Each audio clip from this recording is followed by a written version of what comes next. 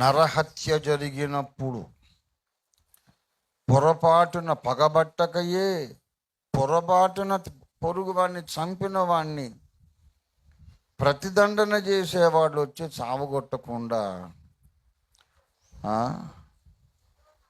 ఏమండి వాడు ఆశ్రయపురంలో తల దాచుకోవాలి. నరహత్య విషయములో ప్రతిదండన తీర్పు కొరకు వచ్చినప్పుడు ఒక్క సాక్షి నోట ఎవరికి మరణశిక్ష విధించొద్దు. 2-3 సాక్షుల నోటనే మరణశిక్ష విధించాలి. ఇది ధర్మశాస్త్రం కదా. ఈ 2-3 సాక్షులు ఎప్పుడు కావాలి? ఎవరికైనా మరణశిక్ష విధించాలి అనుకున్నప్పుడు మనకి 2-3 సాక్షులు కావాలి. ద్వితీయోపదేశకాండం 19వ అధ్యాయము 19:15 ఒకడు చేయు సమస్త పాపములలో ఏ అపరాధమును గూర్చి గాని ఏ పాపమును గూర్చి గాని ఒక్క సాక్షి యొక్క సాక్ష్యమును అంగీకరించొద్దు. 2 సాక్షుల మాట మీద స్థిరపరచబడి. ఏ విషయాల్లో ఇది చెప్పండి? ఒకడు చేయు సమస్త ఉందా ఆ మాట? ఒకడు చేయు సమస్తమైన పాపములు అపరాధముల విషయములో 2 సాక్షులు కావాలి. పాపములు అపరాధము. ఇప్పుడు దానికి యేసయ్య కొత్త వ్యాఖ్యానం చెప్తున్నాడు.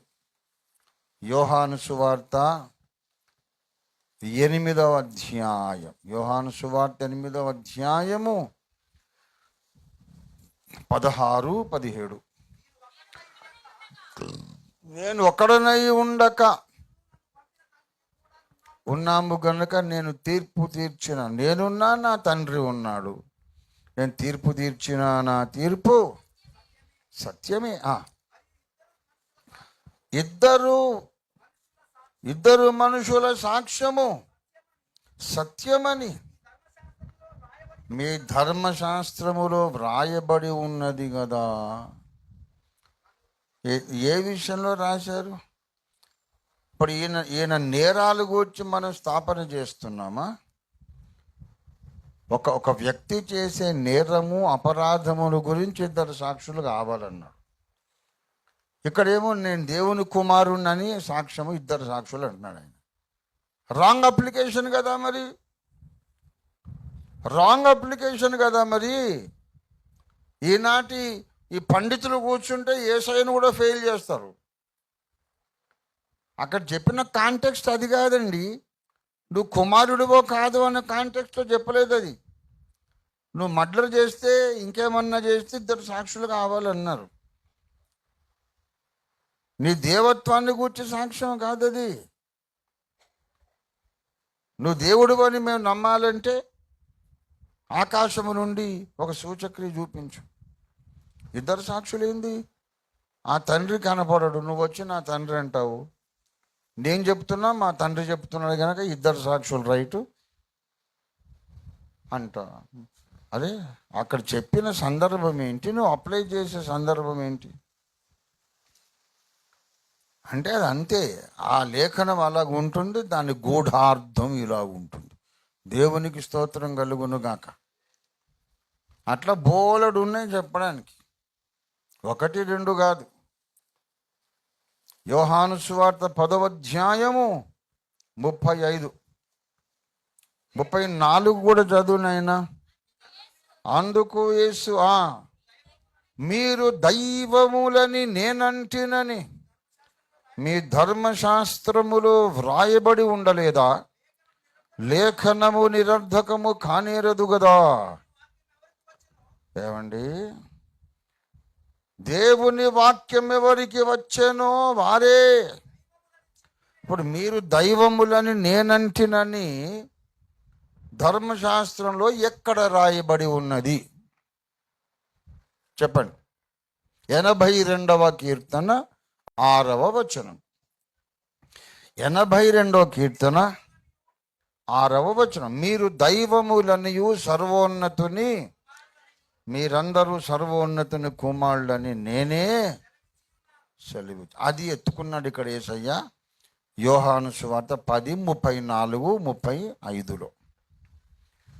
మీరందరూ దైవములు, సర్వోన్నతుడైన దేవుని కుమారులు అని అక్కడ ఉంటే ఇక్కడేం చెప్తున్నాడు? దేవుని వాక్యం ఎవరికి వచ్చనో వారే. ఆ మాట 82:6లో ఉందా? ఉందా చెప్పండి. లేనిది మరి చెప్తున్నాడు ఇక్కడ. 82వ కీర్తన వచనం ఎత్తుకొని అక్కడ రాయని ఒక మాటని ఇప్పుడు చెప్తున్నాడు. కాబట్టి ఇక యేసయ్య కూడా తప్ప వీళ్ళ దృష్టికి. తెలివి తక్కువలు నోరు మూసుకుంటే జ్ఞానులని ఎంచబడతారట. అనవసరంగా వాగి ఉన్న పరువు తీసుకుంటున్నారు. అసలు మొత్తమే ముందే పంచలన్నీ ఊసిపోయి సిగ్గుపోయింది వాళ్ళకి. ఇప్పుడు మళ్ళీ ఇప్పుడు నా మీద చర్చించడానికి నువ్వెంతరా? నీవెంత? నీ హైసియత్ ఎంత? నీ లెవెల్ ఎంత?